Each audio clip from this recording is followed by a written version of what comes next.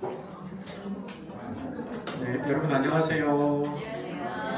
네, 지금 저 시계가 안 맞는 시계군요. 네, 아무튼 흥정직 교육에 와주셔서 감사합니다. 제가 기도하고 시작해도 되죠? 네, 시작해도 되죠? 네, 기도하고 시작하겠습니다. 기도하겠습니다. 사랑이 많으신 하나님 감사합니다. 오늘도 저에게 거룩한 주일을 허락하셔서 주의 전에서 예배하게 하시고 봉사하게 하시고 또 이 시간 항존직 교육으로 피택자 교육으로 함께 모이게 하시니 감사합니다.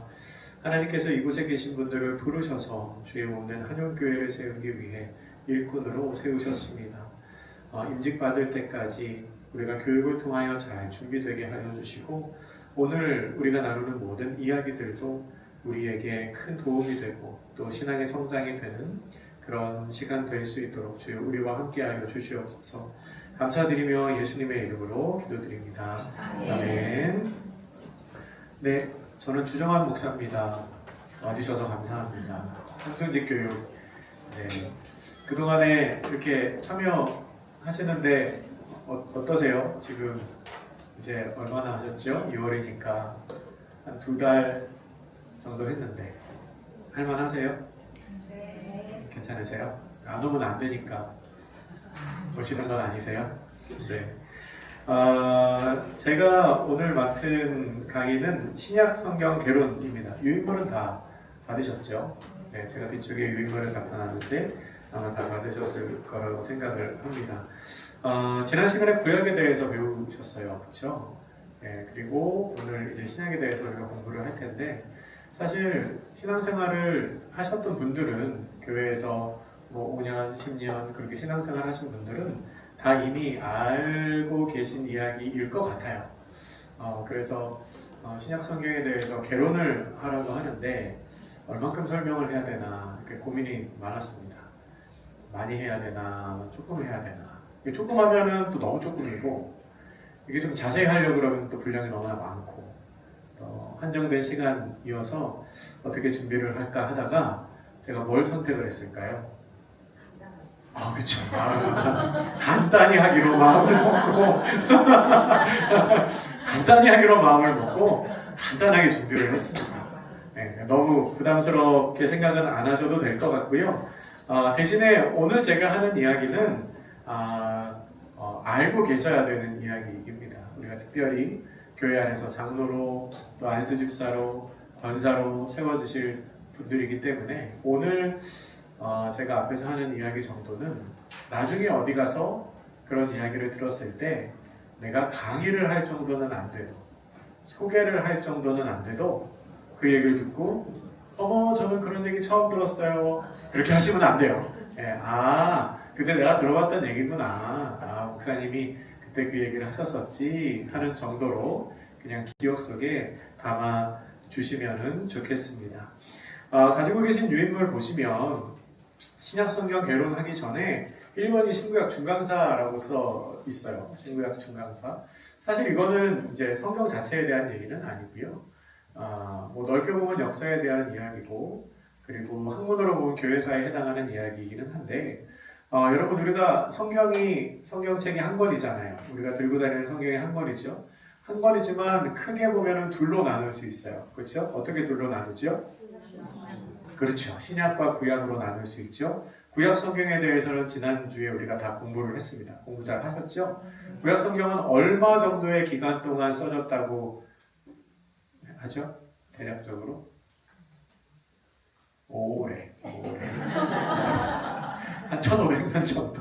오래 썼죠. 구약 성경의 저자는 많은 사람들이 썼어요. 물론 하나님의 영감을 받아서 썼죠. 구약 성경의 제일 첫 번째 책이 뭐죠? 창세기. 제일 마지막 책이 뭘까요? 말라기서. 그렇죠? 창세기, 말라기서. 구약 성경이 끝납니다. 그리고 신약 성경의 제일 처음 책은 뭐죠? 마태복음. 그리고 제일 마지막 책이 뭘까요? 요한계시록. 어떻게 잘하세요? 그렇죠. 네, 다 그 정도 알아야죠.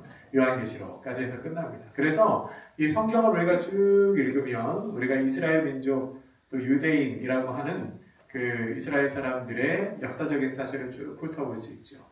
그런데 구약의 말라기가 끝나고 신약의 마태복음이 시작하기 전에 이 시간적으로 비어있는 시간이 있어요. 예, 이 시간이 얼마 정도 될까요? 400년 정도 시간이 비어 있습니다. 그러니까 말라기 선지자가 하나님으로부터 영감을 받아서 말라기서를 쓰고, 그리고 마태복음의 기자인 마태가 또 하나님으로부터 영감을 받아서 마태복음을 쓸 때까지 약 400년의 기간 동안 하나님께서 계시도 주시지 않고 말씀도 주시지 않고, 근데 계시와 말씀 주셨을 거예요. 문서로 남아있는 성경에 없는 기간이 한 400년 정도가 됩니다. 그래서 그런 이야기 들어보셨을지 모르겠어요. 어떤 목사님이나 어떤 강사들은 이 400년의 시간이 하나님께서 이스라엘 민족을 향한 계시를 완전히 끊어버리시고 이스라엘 민족도 하나님께 나아갈 방법이 없는 굉장히 어두운 시대였다라고 설명하는 분들도 계십니다. 그렇게 볼 수도 있죠. 그렇게 볼 수도 있지만 그렇게만 볼 건 아니고요. 요 400년의 기간 동안 하나님께서는 예수 그리스도가 오셔서 장차 복음을 선포하실 것을 준비하는 시간으로 요 400년의 시간을 삼으셨어요. 우리가 역사적인 사실로 연도는 다 기억하지 못해도 아브라함부터 시작된 유대인들이 나라를 세웠어요. 나라를 세워서 처음에 누가 왕이 됐죠? 네, 사울이 왕이 됐어요. 사울 왕이 됐고 그 다음에 다윗이 있었고 솔로몬이 있었고 솔로몬의 아들 때의 나라가 둘로 갈라져서 두 나라가 있다가 멸망한 것, 대충 그 정도 알죠. 그리고 나서 갑자기 예수님이 뿅 하고 등장하시는데 그 사이의 기간이 이제 신구약 중간사에 해당하는 기간입니다. 이때는 무슨 일이 있었는가 잠깐 살펴보면 북이스라엘을 멸망시킨 나라가 아수르라는 나라예요. 성경에 아수르, 아시리아. 남유다를 멸망시킨 나라가 어떤 나라냐면 어디죠? 그렇죠. 바벨론이라는 나라예요. 그리고 그 다음에 그러니까 아수르라는 나라는 당시에 그 메소포타미아 지방을 다 통일했던 제국입니다. 네. 윗지방에 위에 메소포타미아 지방 다 통일하고 그 힘으로 북이스라엘을 멸망시킨 거예요. 그리고 그 다음에 등장한 제국이 바벨론이에요. 바벨론이 또 위에 다 통일하고 그 힘으로 남유다 멸망시킨 거예요. 그리고 그 다음에 등장하는 나라가 뭐냐면 성경에는 바사라고 나오고 세계사에는 페르시아라고 나오는 나라입니다. 이 페르시아 왕 중에 어떤 왕이 있었냐면 성경에 고레스라고 말하는 왕이 있어요. 그 고레스 왕 때까지 성경에는 기록이 남아 있습니다. 근데 그러면 페르시아 이후에는 어떻게 됐느냐?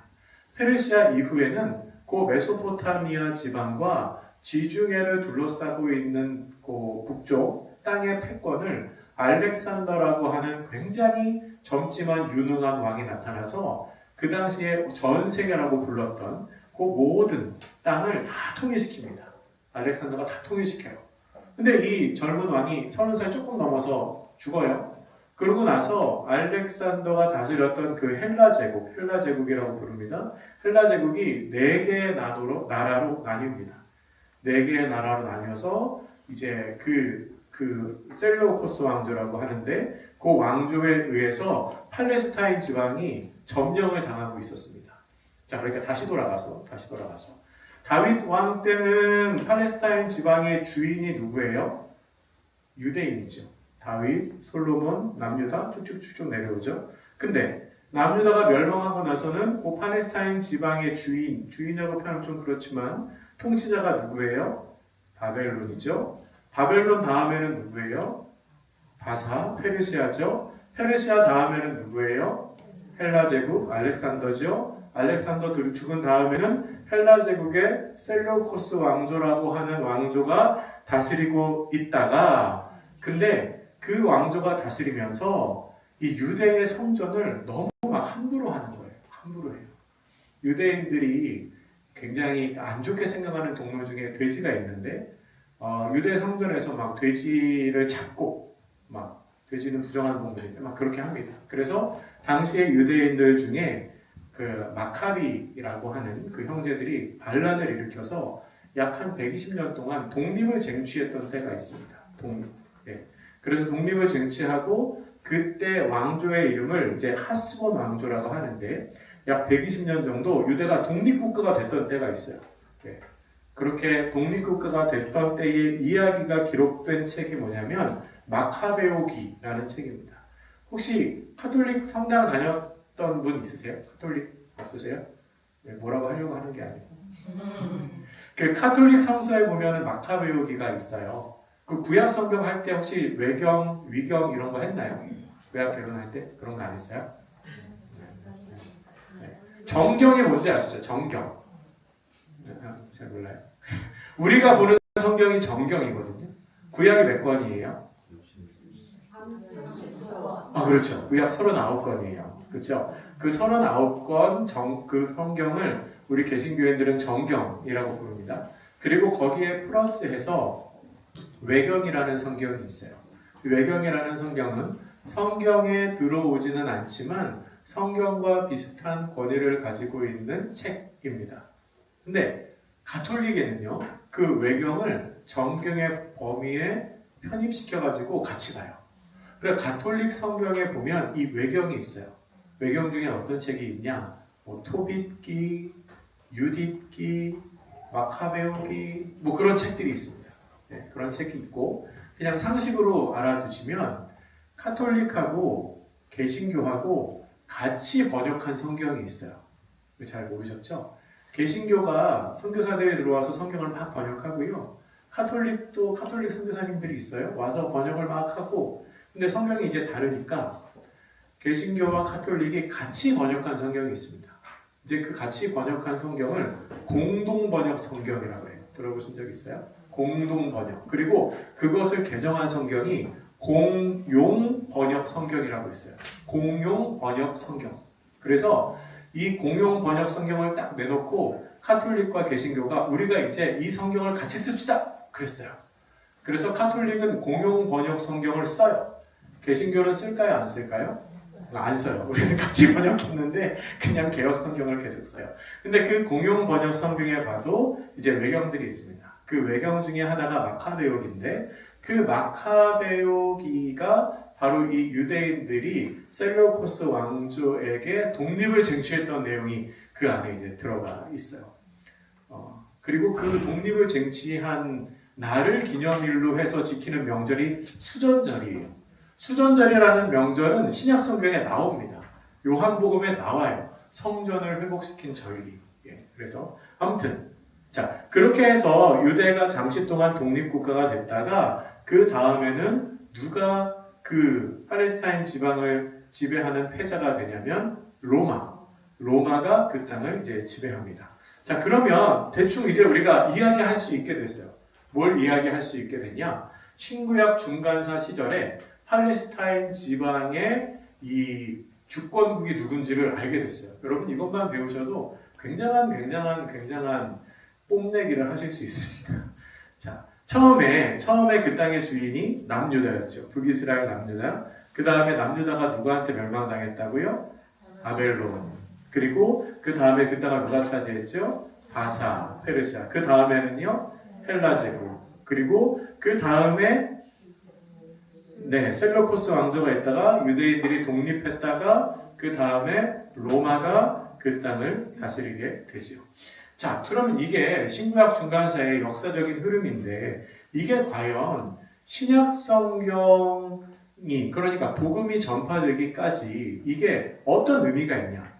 어떤 의미가 있냐? 간단히 설명을 드리면 학자들은 두 가지의 의미를 찾는데 첫 번째는 뭐냐면 언어에 관한 얘기입니다. 언어.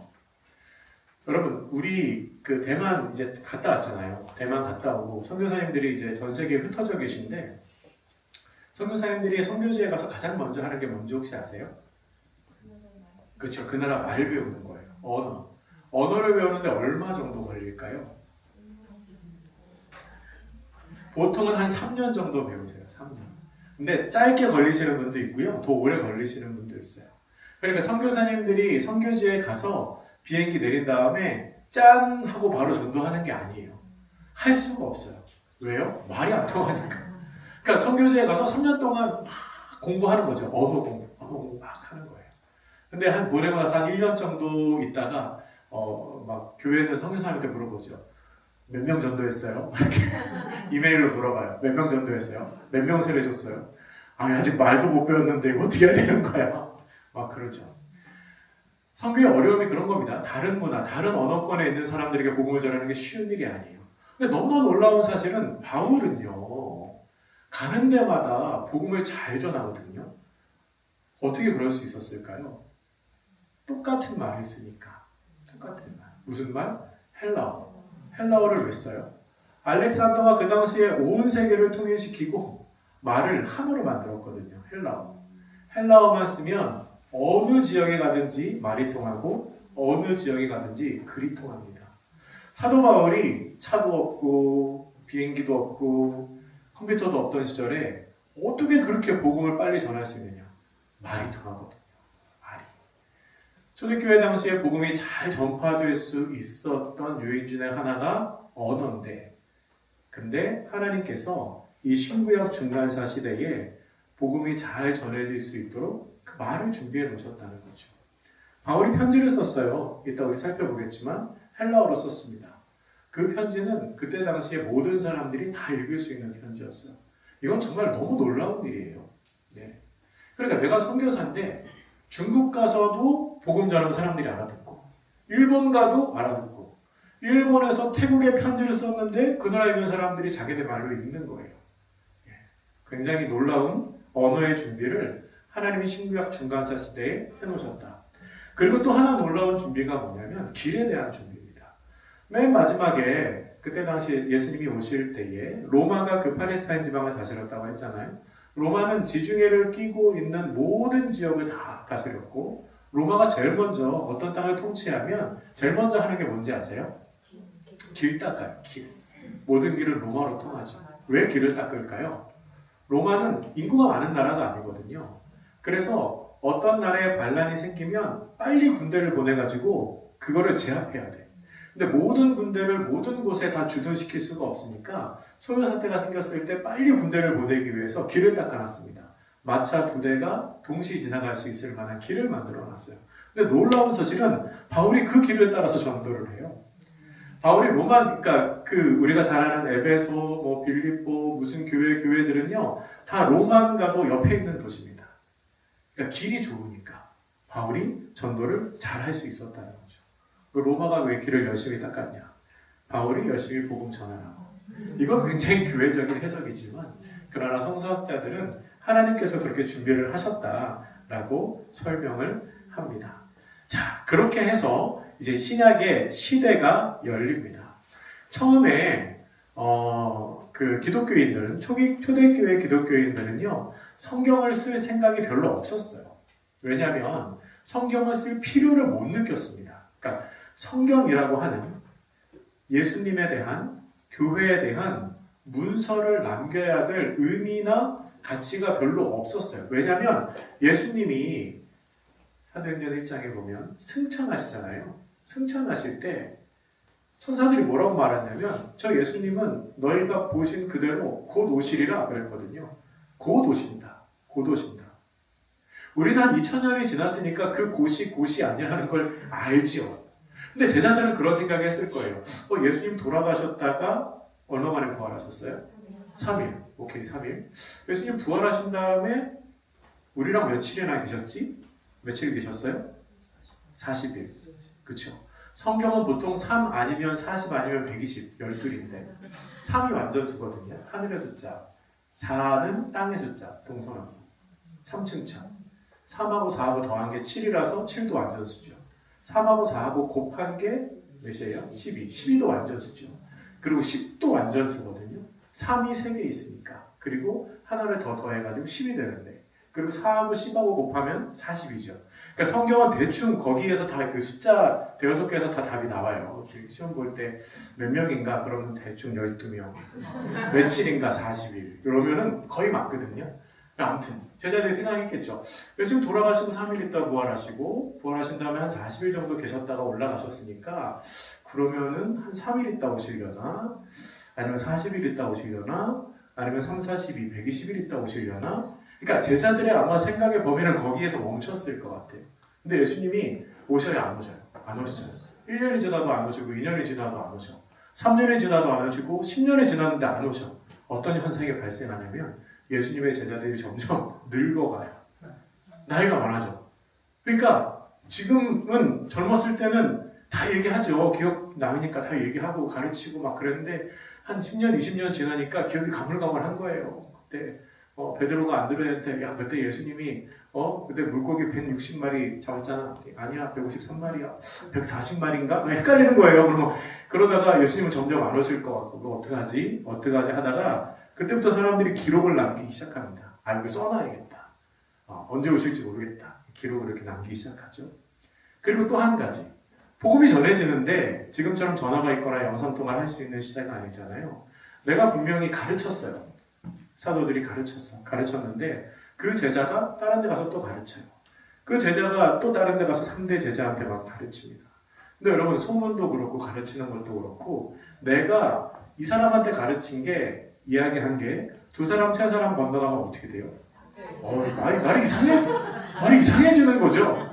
말이 이상해. 예수님 분명히 3일 만에 부활하셨는데 이렇게 막 가보니까 막 7일 만에 부활하셨다고 막 이러면은 안 되잖아요. 네, 그래서 바울이 특별히 전도를 하다가 잘 가르쳐놨는데 다른 데 가서 전도하고 있으면 또 막 이상한 얘기 하는 거예요. 그래서 바울이 어떻게 했냐면 편지를 썼죠. 야 그거 아니야. 야 할례 받아야 구원받는 거 아니야. 아브라함이 할례 받기 전에 하나님 의롭다고 하셨냐? 그거 아니잖아. 이렇게 꼼꼼히 편지를 씁니다.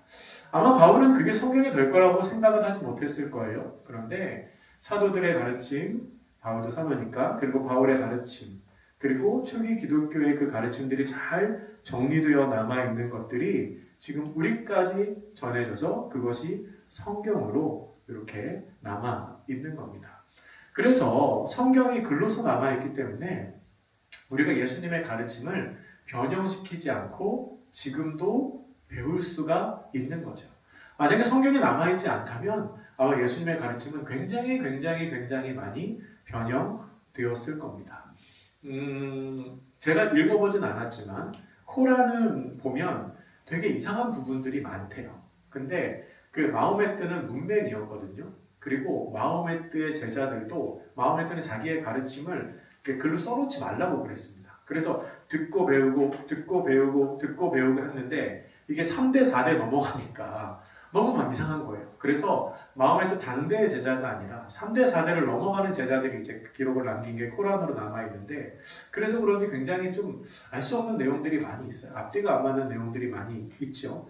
만약에 성경도 많이 시간이 지나간 다음에 기록이 됐다면 우리가 보는 그 말씀이 많이 왜곡된 예수님의 말씀을 보았을 수도 있겠지만 다행히 우리가 보는 성경은 예수님으로부터 직접 가르침을 받았던 사도들 그리고 예수님의 또 다른 제자인 그 바울 그렇게 초대교회 공동체 안에서 기록으로 남아있던 것을 우리가 잘 전수받고 있습니다. 그래서 정경은 이미 다 정해졌어요. 다 정해졌고 예전에 어떤 분이 이제 농담이겠지만 그런 얘기 하는 거 들었어요. 다른 교회, 큰 교회 다니는 어떤 권사님이 우리 교회 목사님도 말씀 너무 좋고 설교가 너무 좋은데 우리 교회 목사님 설교가 성경에 들어가면 좋겠다. 돼요? 안 돼요? 안 되죠. 안 돼요. 정경은 이미 딱 정해져 있어요. 우리 교회 목사님이 성경에 들어가면 좋겠다 하고 그거를 막 좋아하는 사람들이 모여있는 공동체를 뭐라 그럴까요? 이단이라고 그러죠. 이단의 가장 큰 특징 중에 하나는 성경보다 교주의 말을 더 권위를 부여하는 건데 그러면 안 돼요. 네. 자, 성경 다시 보겠습니다. 신약성경 개관입니다. 2번이요. 구약성경은 39권이라고 우리 알고 있죠. 신약성경은 몇 권이에요? 27권. 3927 우리 그렇게 많이 외웠죠. 총 66권 1189장으로 구성되어 있습니다. 신약성경은요. 오신 그리스도, 오신 메시아에 초점을 맞추고 있어요. 구약성경은 오실 메시아에 초점을 맞추고 있고 신약성경은 오신 메시아에 초점을 맞추고 있죠. 특별히 신약성경에 처음에 나오는 네 권의 책, 복음서라고 불리는 책은 예수님의 생애에 관한 기록을 담고 있고 그 뒤의 책들은 예수님의 사역이 어떻게 확장되었는지를 보여주는 책입니다. 신약성경은 모두 AD 1세기에 기록되어 있습니다. 기록된 연도가 구약성경에 비하면 굉장히 짧지요. 구약성경은 약 1500년간 굉장히 많은 저자들에 의해서 기록되었는데 신약성경은 짧은 시간에 기록되었습니다. 신약성경의 내용을 보면 예수님의 생애와 죽음과 부활에 대한 이야기가 있고요. 또 초대교회에 관한 이야기가 있고 또 초대교회 교인들을 격려하기 위한 편지글로 구성되어 있습니다. 주제별 분류를 보면요. 먼저 나오는 네 권을 복음서라고 부릅니다. 복음서는 예수님의 생애를 다룬 전기이지요. 복음서는 딱 이 네 권만 있습니다. 물론 다른 복음서도 있어요. 뭐 도마복음, 베드로복음 들어보셨는지 모르겠지만 그런 책들이 있습니다. 근데 그런 책들은 위경이에요. 위경. 정경으로 인정받지 못하는 책입니다. 그 책으로부터 권위를 가지고 올 수가 없어요. 그러니까 그런 책들을 보면서 뭐 예수님에 대해서 설명을 한다던가 하는 것은 권위를 부여받지 못하는 일이지요. 복음서라는 장르 자체가 예수님의 생애를 다룬 장르예요. 그래서 새로운 복음서는 써질 수가 없습니다. 그리고 그 다음에 나오는 게 이제 역사서입니다. 역사서는 초대교회의 시작과 복음이 확산되는 과정을 기록한 책인데 역사적인 사실을 기록한 책이지요. 신약 성경에는 역사서가 딱 한 권 있습니다. 무슨 책일까요? 사도행전. 네, 거기 있죠. 마태, 마가, 누가, 요한복음 다음에 역사서로 사도행전이 있습니다. 그 뒤에 나오는 이제 책들은 서신서예요. 서신서는 말 그대로 편지글입니다. 편지글. 내용으로는 교회 안에 있는 문제나 뭐 거짓교사, 이단들에 관한 문제나 우리가 신앙생활을 어떻게 해야 될 것인가에 관한 문제들을 다루고 있는 편지들이 이제 서신서입니다. 서신서를 우리가 그냥 편의상 바울서신과 공동서신 그렇게 나옵니다. 바울서신은 누가 쓴 편지일까요? 바울이 써서 바울서신이라고 불러요. 공동서신은 바울 외에 다른 저자들이 쓴 편지입니다. 그냥 상식적으로 말씀드리면 다 아시는 얘기일 거예요. 바울서신은요, 수신자 혹은 수신교회가 편지의 이름이 되었습니다. 로마서는 바울이 어디에 쓴 편지일까요? 로마 교회에. 에베소서는 바울이 어디에 쓴 편지일까요? 에베소 교회에. 빌립보서는요? 빌립보 교회에. 골로새서는 골로새 교회에. 그러니까 바울서신은 편지를 받는 사람 내지는 편지를 받는 교회가 편지의 이름입니다. 디모데전서는 누구한테 쓴 편지일까요? 디모데한테. 디도서는요? 디도한테. 너무 쉽죠? 공동서신은요, 편지를 쓴 사람이 편지의 이름이 되었습니다. 그러면 야고보서는 누가 쓴 편지일까요? 야고보가. 베드로전서는요? 베드로가. 요한 1, 2, 3서는요? 요한이 쓴 편지이죠. 히브리서는요? 몰라요. 잘 몰라요. 누가 썼는지 잘 몰라요. 예, 히브리 사람들에게 쓴 편지입니다. 그렇게 해서 바울서신과 공동서신이 있고, 그리고 제일 마지막에 예언서 혹은 묵시서라고 불리는 요한계시록이 나옵니다. 요한계시록은 이제 저도 교회 학교 다닐 때 청년 때는 막 무서운 책이라고 막 그랬어요. 읽지 말라고 막 그랬어요. 잘못 읽으면 큰일 난다고. 네, 큰일 안 나요. 문제는 뭐냐? 이해가 안 돼서 문제지. 읽는다고 큰일은 안 납니다. 예. 근데 여러분, 요한계시록은요, 너무 귀한 찬양과 희망의 책이에요. 요한계시록은 말년의 사도 요한이 90세 넘어서 담보섬에서 고난받고 있는 교회들을 위로하기 위해서 쓴 편지예요. 위로하기 위해서 편지를 쓰는데 이 편지를 있는 그대로 쓰면 로마의 군병들이 보고 편지를 가져가거나 아니면 편지를 쓴 요한을 고문하거나 편지를 받는 교회를 핍박할까봐 요한이 우리들만 알아들을 수 있는 상징으로 편지를 쓴 겁니다. 그래서 로마 사람들은 봐도 이게 무슨 소리요? 용이 뭐요? 대접이 뭐요? 이상한 소리를 썼어. 그런데 그 편지를 받아 읽는 교회는 이거를 보는 거죠. 용의 핍박이 있어도 철장을 들고 있는 아기 예수 그리스도가 우리 가운데 오시면 우리에게 승리의 날이 곧 다가오겠구나 하는 그런 소망의 편지로 읽혀지는 책입니다. 그래서 요한계시록에 보면 찬양이 진짜 많이 나와요. 그러니까 요한계시록의 내용을 가사를 가지고 와서 찬양을 만든 게 되게 많아요. 보면 아무튼 은혜가 되는 책입니다. 요한계시록. 자, 그렇고 그러면 4번 보시면 이제 같은 내용이지만 조금 더 자세하게 분류와 강조점 되어 있는데요.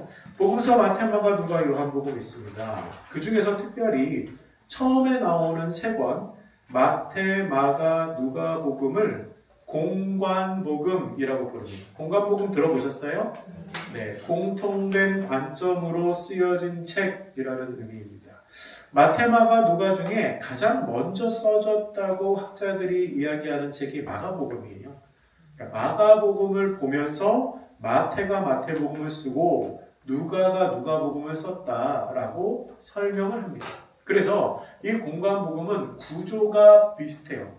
구조라는 것은 사건들이 나타나는 순서나 공간적인 배경이나 시간의 흐름이 비슷합니다. 갈릴리 가버나움에서 사역을 시작하신 예수님이 쭉 내려와서 예루살렘에서 십자가를 지시고 돌아가시는 것으로 사역이 마무리되는 구조가 똑같다는 거죠. 근데 요한복음은 조금 달라요. 요한복음은 이 예수님께서 사역을 시작하신 후에 예루살렘을 왔다 갔다 하십니다. 예루살렘에 왔다가 유월절 때문에 왔다가 또 올라가시고 초막절에 왔다가 또 올라가시고 그렇게 예루살렘 왔다 갔다 하세요. 예루살렘을 몇 번 왔다 갔다 하시냐면 3번 왔다 갔다 하세요. 네. 예수님이 3번의 유월절을 지키셨다는 것을 보면서 우리는 예수님의 공생의 사역이 3년일 것을 추측합니다. 성경 어디에도 예수님이 3년 동안 사역하셨다는 얘기는 없어요. 만약에 요한복음이 없으면 우리는 예수님의 사역이 1년 만에 끝났을 것으로 생각했을지도 모릅니다. 왜냐하면 공관복음에는 유월절이 한 번 나오거든요. 근데 요한복음에는 3번 나오죠. 그래서 3년 동안 사역하셨나 보다 그렇게 생각을 합니다. 그리고 또 요한복음은 이렇게 보시다 보면 사도 요한이 나이가 많아서 쓴 책이거든요. 사도 요한은 예수님이 가장 사랑하는 제자였잖아요. 혹시 알고 계세요? 요한의 형제가 누군지 혹시 알고 계세요? 야고보라는 사람입니다. 야고보는 초대교회의 첫 번째 순교자였고 요한은 예수님이 가장 사랑하는 제자인데 가장 사랑하는 제자에게 예수님이 뭘 하셨냐면 자기의 어머니를 부탁해요. 십자가에 달리셨을 때 네, 보라 내 어머니다. 보라 당신의 아들입니다. 그러면서 요한한테 마리아를 부탁하죠. 그래서 학자들은 추측하기로 사도 요한은 마리아 돌아가실 때까지 공적인 사역을 안 했을 거라고 생각합니다. 실제로 요한에 관한 기록이 사도행전은 별로 없어요. 그러니까 나머지 사도들이 열심히 사역하고 복음 전하고 교회 세우고 전도할 때 요한은 뭐 했을까요? 마리아 모셨어요. 집에서. 네, 그리고 마리아 돌아가실 때까지 잘 모시고 그 다음에 이제 에베소 교회 주교가 되고 그 다음에 이제 요한복음을 쓰고 그 다음에 요한 1, 2, 3서를 쓰죠. 근데 이 요한복음과 요한 1, 2, 3서는 요한이 나이가 많아서 쓴 책이거든요. 그래서 요한복음을 보다 보면 재밌는 기록이 있어요. 뭔가 하면 예수님이 그때 말씀하셨던 이 얘기가 이런 뜻이었구나. 예수님이 그때 말씀하셨던 그게 이거였구나. 그러니까 20대의 요한이 눈으로 보고 귀로 들어도 이해하지 못했던 예수님의 가르침을 시간이 한참 지난 다음에 80 넘어 90이 되니까 그때 깨닫는 거예요. 그래서 예수님이 이렇게 얘기하셨구나. 그래서 요한복음 보면 되게 은혜가 되는데 대화가 많이 나와서 좀 지루하기도 하거든요. 근데 그 대화 하나하나 그것을 복기하면서 예수님의 대화 속에 남겨진 의미를 해석하여 기록한 요한의 마음을 생각하면서 보면 요한복음이 되게 재밌습니다. 재밌다는 얘기를 되게 어렵게 하고 있죠. 제가 지금. 재밌어요. 요한복음 재밌어요? 그 얘기 하려고. 아무튼 그렇게 복음서가 있고 그 다음에 이제 사도행전이 있어요. 사도행전은 누가가 썼습니다. 누가행전 그렇게 묶어서 이야기하기도 하는데 누가복음을 읽고 사도행전을 읽으면 이제 이해가 잘 돼요. 요거 사도행전 우리 수요일마다 강의하는데 첫 시간에 그 전 목사님이 하면서 잘 설명해 주셨던 거예요. 그게 역사서로 나오고 그 다음에 이제 바울서신 쭉 나옵니다. 로마서, 고린도 전후서, 갈라디아, 에베소, 빌립보, 골로새서 이게 쭉 이제 나오는데 그 재밌는 것은 재밌다고 표현해도 될지 모르겠지만 그 책 안에 보면 서신서 안에 보면 이제 성도들을 권면하고 위로하고 하는 문제들이 있는데 바울이 문제를 지적하느라고 편지를 써요. 문제를. 그러니까 우상 숭배에 문제가 있으면 그것 때문에 편지를 쓰고, 그리고 뭐 성적인 문제가 있으면 또 그것 때문에 문제를 쓰고, 뭐 그다음에 은사에 때문에 어려운 문제가 있으면 그것 때문에 이제 편지를 쓰고, 보다 보면 이 교회에는 이런 문제가 있구나 하는 것 이제 우리가 볼 수 있고, 바울 서신 중에서, 그리고 어쩌면 신약 성경 중에서 가장 중요하다고 여겨지는 책이 뭐냐면 로마서입니다. 로마서가 중요하다는 얘기 많이 들어보셨을 것 같아요. 그렇죠? 아니에요? 지금 들으셨으니까 괜찮아요. 네. 마틴 루터는 신약 성경에 있는 모든 책이 다 없어져도 로마서만 남아있으면 기독교는 유지될 수 있다, 이렇게 말해요. 그만큼 중요하다는 거죠. 물론 복음서를 전공하신 분은 복음서가 중요하다고 말하고, 다른 책을 전공하신 분은 다르게 말할 수 있겠지만, 로마서가 왜 중요하냐? 로마서에 믿음으로써 말미암아 구원받는다는 이치가 굉장히 정교하게 서술이 되어 있거든요. 그러면 로마서는 왜 그렇게 믿음으로써 구원받는 이치가 왜 그렇게 잘 기록되어 있는가? 이게 로마 교회의 특징 때문에 그런데요. 로마 교회는 사도 바울이 개척한 교회가 아니에요. 다른 교회들은 다 바울이 개척한 교회거든요. 바울이 가서 복음 전하고, 바울이 가서 일꾼 세우고, 그리고 바울이 다 가르친 다음에 딴 데로 가요. 근데 들리는 소문에 내가 있을 때는 안 그랬는데 고린도 교회에 분파가 생겼다고 하더라. 그러니까 바울이 그렇게 하면 안 된다. 그렇게 하면 안 된다. 이렇게 편지 이렇게 써서 보내고. 근데 로마 교회는 바울이 가서 개척한 교회가 아니고, 누구인지는 모르겠지만 누군가에게 전도를 받은 그리스도인들이 로마에 모여서 자체적으로 세워진 교회입니다. 자체적으로. 근데 로마라는 도시가 중요하잖아요. 왜 중요할까요? 로마 제국의 수도이기도 하고, 그리고 장차 바울이 서바나로 가고 싶어 했는데, 서바나는 스페인이거든요. 유럽의 지도를 보면 스페인이 서쪽 끝에 있잖아요. 근데 왜 스페인에 가고 싶어 했느냐? 땅끝까지 이르러 내 증인이 되리라는 예수님의 사명을 이루는 것이 거기 가는 거라고 바울이 생각했거든요. 서바나에 가야 땅끝까지 복음을 전하는 거다. 그래서 스페인에 가려고 했는데 그 스페인에 가기 위한 전초 기지를 로마라고 생각을 했어요. 그러니까 로마가 중요한데 거기에 사람들이 모여서 예배를 드리고 있다고 하니 바울의 마음속에 걱정이 생겼습니다. 어떤 걱정이 생겼을까요? 이 사람들이 도대체 어떻게 신앙생활을 하는지를 모르겠는 거예요. 그러니까 자기가 가르친 사람들이 아니잖아요. 누군가한테 배워서 교회가 세워져서 신앙생활을 하고 있다고 하는데 어떻게 신앙생활을 하고 있는지를 모르니까 바울이 당시에 자기가 알고 있는 예수님에 관한, 그리고 복음에 관한, 그리고 구원에 관한 진리를 아주 자세히 써서 보낸 편지가 로마서입니다. 그래서 거기에 그런 믿음으로 말미암아 구원받는다는 이치가 자세히 기록된 거예요. 당신네들이 뭘 믿고 신앙생활을 하고 있는지 모르겠는데 이렇게 신앙생활을 해야 됩니다. 이게 복음입니다. 이게 구원의 이치입니다. 라고 자세히 사용 설명서처럼 이렇게 설명해가지고, 그리고 그 뒤에 12장 이후부터는 그리스도인들은 이렇게 생활해야 합니다. 라는 것을 자세히 설명해서 보냈죠. 그 로마서가 남아있어서 우리는 이신칭이 믿음으로 말미암아 구원을 얻는다는 그 교례를 잘 이해할 수 있고, 그리고 바울이 이해한 예수 그리스도에 대한 그 가르침을 우리도 또한 잘 배울 수 있습니다.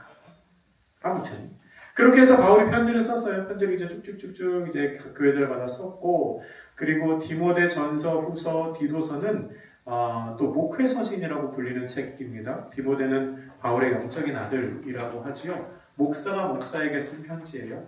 바울이라는 목회자가 디모데라는 목회자에게. 그래서 이 목회 서신을 보면은 교회를 어떻게 섬겨야 할지에 대한 지혜가 많이 들어가 있는 책입니다.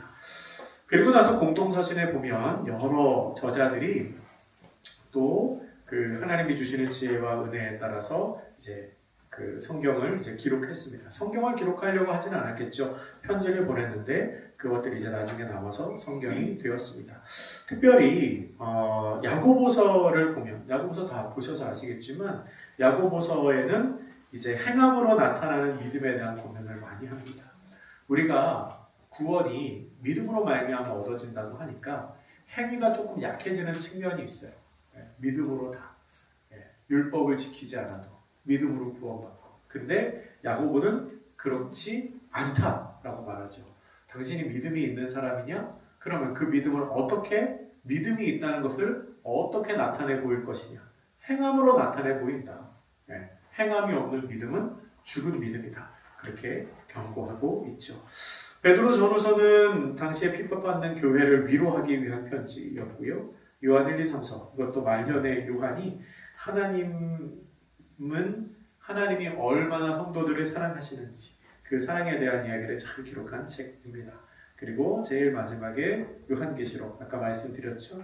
승리하신 예수 그리스도, 장차 회복될 교회에 관한 이야기를 또 요한이 기록을 하고 있습니다. 그렇게 해서 27권의 책이 쭉 이제 나와 있고요. 중요한 건 그렇습니다. 신약 성경에 대한 설명을 많이 듣는 것보다 더 중요한 건 직접 성경을 읽는 거죠. 직접 성경을 읽는 거 중요합니다. 성경을 읽을 때 뭐 먼저 읽으면 될지 모르겠어요. 그냥 딱 펴서 나오는 데부터 읽으시면 돼요. 복음서 읽으시면 제일 좋아요. 복음서 중에 분량이 제일 짧은 게 마가복음이니까 마가복음 읽으시면 좋고, 로마서 읽으시면 너무 좋은데, 왜냐하면 이신칭의에 대한 교리가 잘 정리되어 있으니까. 근데 로마서는 어려워요. 그래서 로마서가 어려우면 갈라디아서를 읽으셔도 괜찮습니다.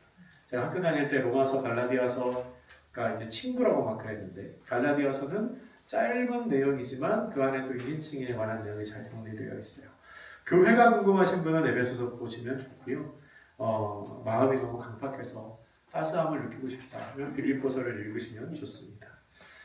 아무튼 어느 성경이든 다 읽고 하나님께서 주시는 은혜에 따라 순종하는 삶을 사는 게 가장 중요하겠죠. 내용은 여기까지 하고요. 혹시